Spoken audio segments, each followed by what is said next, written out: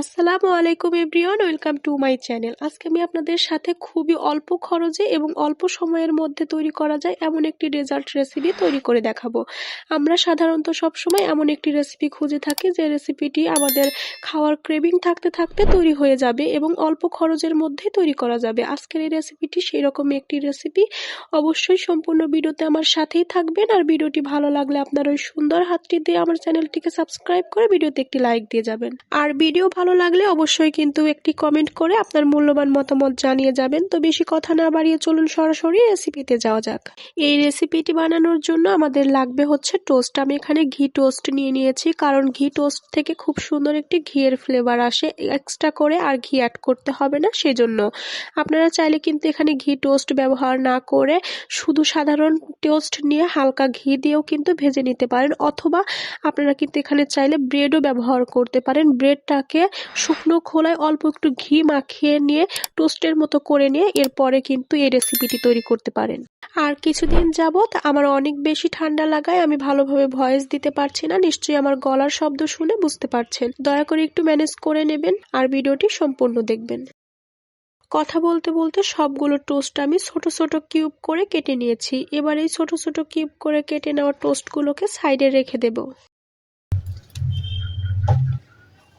কেটে রাখা টোস্টগুলোকে সাইডে রেখে দিয়েছি। এবার রেসিপি তৈরি করার জন্য আমাদের মালাই তৈরি করে নিতে হবে। এর জন্য আমি নিয়ে নিয়েছি 250 ml মতো লিকুইড দুধ। লিকুইড 250 ml দুধের মধ্যে আমি এখানে অ্যাড করে দিয়েছি 1/4 কাপের 2 কাপ পরিমাণ গুঁড়ো দুধ। আপনারা কিন্তু চাইলে এখানে গুঁড়ো দুধটা ব্যবহার নাও করতে পারেন। দুধটাকে জাল করে কিছুটা ঘন করে অল্প একটু কর্নফ্লাওয়ার অথবা ময়দা দিয়েও কিন্তু ঘন করে নিতে পারেন। সুন্দর ফ্লেভার আসার জন্য আমি একটা সাদা এলাচ অ্যাড করে দিয়েছি, আর দিয়েছি 1/4 কাপের 1 কাপ পরিমাণ চিনি। চিনির স্বাদটা কিন্তু যার যার স্বাদ মতো দেবে, এক একজন এক এক রকম মিষ্টি খেয়ে থাকে, সেই অনুযায়ী স্বাদ মতো চিনি দিতে হবে। এখন চুলার আঁচটাকে লোতে রেখে অনবরত জাল করে ঘন করে নিতে হবে দুধটাকে, আর অনবরত নাড়াচাড়া করতে হবে যেন নিচে লেগে পুড়ে না যায়। পুড়ে গেলে কিন্তু পোড়ার একটা গন্ধ আসবে, খেতে ভালো লাগবে না। দুধটাকে আমি হালকা ঘন করে নিয়ে এখানে অ্যাড করে দিয়েছি 4 ফোঁটা ইয়েলো ফুড কালার। এই ফুড কালারটা কিন্তু একেবারেই অপশনাল। ফুড কালার দেওয়ার ফলে কিন্তু খাবারে কোনো প্রকার স্বাদের টেস্টের কোনো প্রকার হেরফের হয় না, শুধুমাত্র দেখার সৌন্দর্যের জন্যই কিন্তু ফুড কালার দেওয়া। আপনারা কিন্তু চাইলে এখানে ফুড কালারের পরিবর্তে কাস্টার্ড পাউডার দিতে পারেন, এতেও কিন্তু খুব সুন্দর কালার আসবে। অথবা দুধের সাথে হালকা অল্প একটু জাফরান ভিজিয়ে রেখে এরপরে ওই দুধটাকেও কিন্তু দিয়ে দিলে খুব সুন্দর একটি কালার চলে আসবে।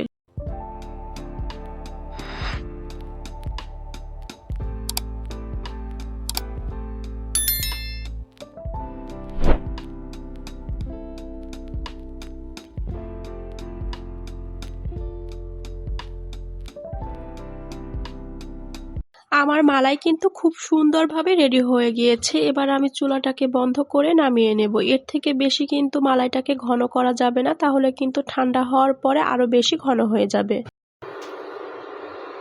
মালাই তৈরি করে নিয়েছি। এবার মালাইটাকে একটু সাইডে রেখে দেব কিছু সময়ের জন্য ঠান্ডা হওয়ার জন্য। একটু ঠান্ডা করে নিয়েছি।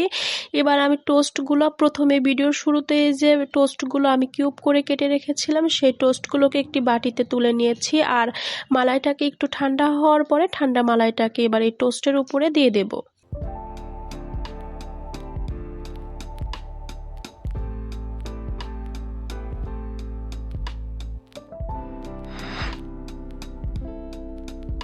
যতটুকু মালাই আমি তৈরি করেছিলাম এই রেসিপির জন্য পুরোটা মালাই কিন্তু আমি দিয়ে দিয়েছি। এবার একটি চামচ দিয়ে টোস্ট এবং মালাই খুব সুন্দরভাবে যেন একসাথে মিশে যায় এর জন্য ভালোভাবে মিশিয়ে দিচ্ছি।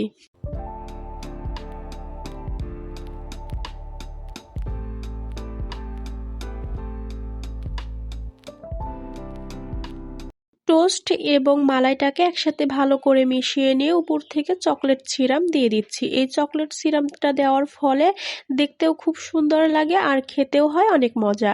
একবার হলেও এই সহজ রেসিপিটি বাসায় ট্রাই করে দেখতে পারেন। আমি কথা দিচ্ছি আপনাদের খাওয়ার ক্রেভিং থাকতে থাকতে এই রেসিপিটি একদম পারফেক্টভাবে আপনারা রেডি করে এনজয় করতে পারবেন।